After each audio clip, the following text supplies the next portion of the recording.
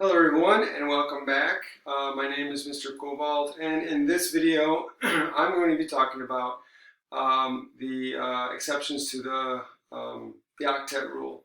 So in this video I want to talk about specific examples of where the octet rule is not followed or is violated. So in the first one, this is called the Expanded Octet, where you could have more than 8 electrons around a central atom, which is usually where you're going to expand the octet. So here are 3 examples. So with Arsenic Pentafluoride, you have 5 fluorines bonded to your central atom. And so you'll notice that all the fluorines have octets, 3 lone pairs, 1 bond, but the arsenic in the middle has 5 bonds, which means it has 10 electrons in its outer shell. So the reason for this is because the d electrons, the empty d electrons, are being involved in the bonding. So you have the s orbital is being involved. You have 3 p orbitals. So those orbitals allow for the 4 bonds or lone pairs, and so those orbitals, 4 orbitals, can hold 2 electrons each, so that's 8 electrons. When you get the d electrons involved, right, so now if you add d orbitals, then you can expand the octet because electrons can go into that d orbital, so then you can expand to 5 or 6 or whatever. So here we have 5. Here we have 6, so we have our sulfur hexafluoride. So we have 6 fluorines, all have octets, but then the sulfur is has 6. And again, the reason that these 2 are able to use those d orbitals is because they're empty. The first 2 rows in the periodic table, elements in those rows don't have d orbitals available, so they're not going to expand the octet. But these elements are in the 3rd period or below, which means that they do have empty d orbitals that they can use. So you can expand the octet if you need to. Now here, this one is the Lewis dot structure for sulfuric acid, and this is a correct Lewis dot structure. And so you'll notice that everyone follows the octet. But is this the best Lewis dot structure available? Is there resonance involved? Can we have resonance structures? And we can use this we can see that there is by doing formal charge and then seeing if we can expand the octet. So here, really quickly, I'll do the formal charges. So the formal charge on this oxygen is 0. This oxygen is 0. The hydrogens, of course, are 0. And we have a -1 on this oxygen and -1 on this oxygen, and we have a +2 on that oxygen. So you'll notice we have formal charges here. It would be nice if we could get rid of those formal charges, because the more formal charges we can get rid of, the better the structure. So can we expand the octet?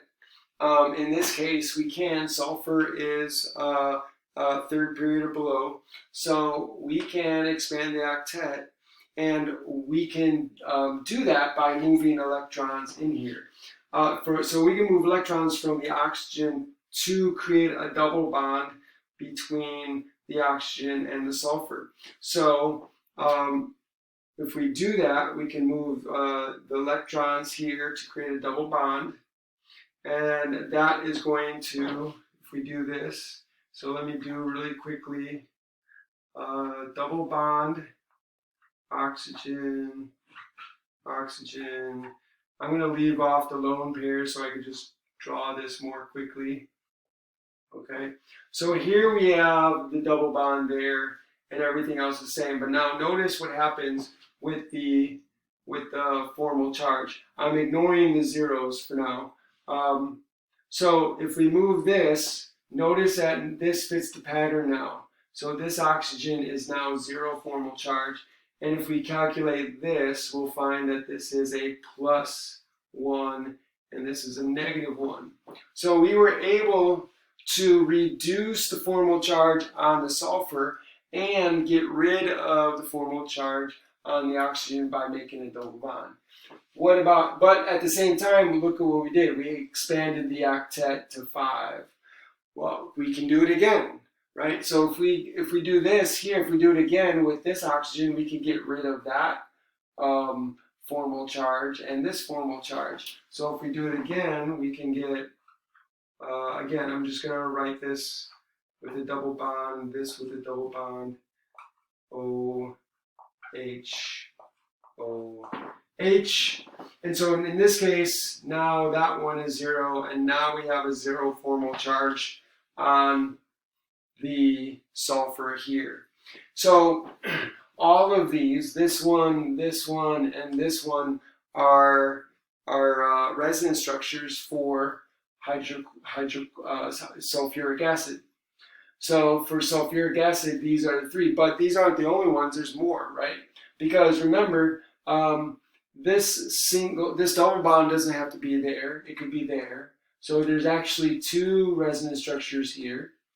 So there would be 1, 2, 3, and 4. There'd be 4 different resonance structures. The most important of them is this one here, where everything is 0. So this would be the most important resonance structure for sulfuric acid. Okay. What about incomplete octets? Incomplete octets is where you have less than an octet. So here's a couple of examples I wrote down. So in this case, BH3, you can only bond hydrogen once. And so here, boron only is happy bonding 3 times. And the reason for that is if you look at the Lewis symbol for boron, boron is in group 3. It has 3 unpaired electrons.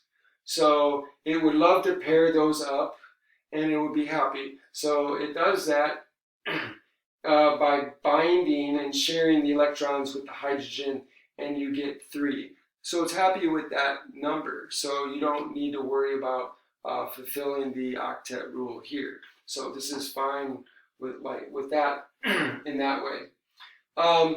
For this one, again, same idea. Fluorines, they have 1 unpaired electron. Bromine has 3 unpaired electrons. So it's going to form those bonds between the fluorine. Now you could get, create a double bond between one of these, right? So you could do a double bond here, right? And then you could get F with boron with a double bond, or which one did I do, the bottom one? With a fluorine here and a double bond fluorine there.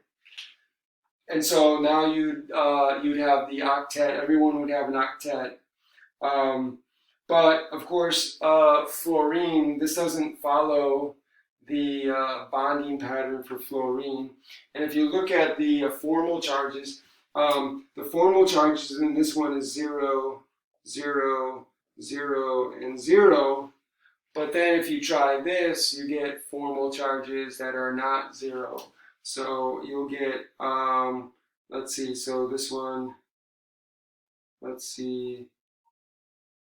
So we have 7, it would be 7 for the valence electrons, minus 4, and then -2 for the bonds, and so you'd have a +1. So you have a +1 on this fluorine, you'd have a -1 on the bromine, which is not good, and then you'd have zeros on these because they fit their bonding patterns. So this isn't very good because, one, you've got a plus formal charge on fluorine, which is the highest, most electronegative atom or element on the periodic table. But then you got the negative formal charge on boron. So plus you got formal charges versus no formal charges. So this would be not very favorable though it is a possibility, and there is an indication. If we look at the bonds here, they're not quite the single bonds that we would expect for this. So it looks like that this Lewis dot structure, this resonance structure, is contributing somewhat to this formula, although this is the dominant one. This is the most important one. And yeah, of course, you can get resonance between the bonds here. So this double bond could be here or here as well. Okay, and then finally we have odd electron species known as free radicals. And here's an example of two, and you'll notice you'll get an odd number of electrons, valence electrons from each of these, mainly because you've got the nitrogen, which has 5 valence electrons. And so when you add them all up, you get an odd number, and you get the odd number on the nitrogen. So here in this one, you've got you have 0 on this one here, and then you got 0 formal charge on this one as well. So this fits the bonding pattern. This doesn't really fit the bonding pattern, but it would be 0 charge. Oh, I'm sorry, no, that's right, so 0 charge. Same thing with these two here. So notice that this has resonance. The double bond can be drawn here or here, but you have a one lone electron on the nitrogen, and so this is the way you would draw the Lewis dot structures for a free radical. So these are examples of exceptions to the octet rule that you want to be watch out for. And then when you're doing your own Lewis dot structures, you want to, especially for the expanded octet, you want to look for opportunities to expand the octet so that you can reduce the formal charge, because reducing the formal charge will make it a more stable and more important resonance structure. So keep that in mind. All right, thanks you for joining me. I hope you found this video helpful. If you like this video, like it, share it, subscribe to the channel, hit the notification bell, hit the like button, and make a comment in the comment section. Let me know what you think, and if you have any other questions. And it also feeds the algorithm, so that is a good reason too. Thanks for joining me, and I'll see you next time.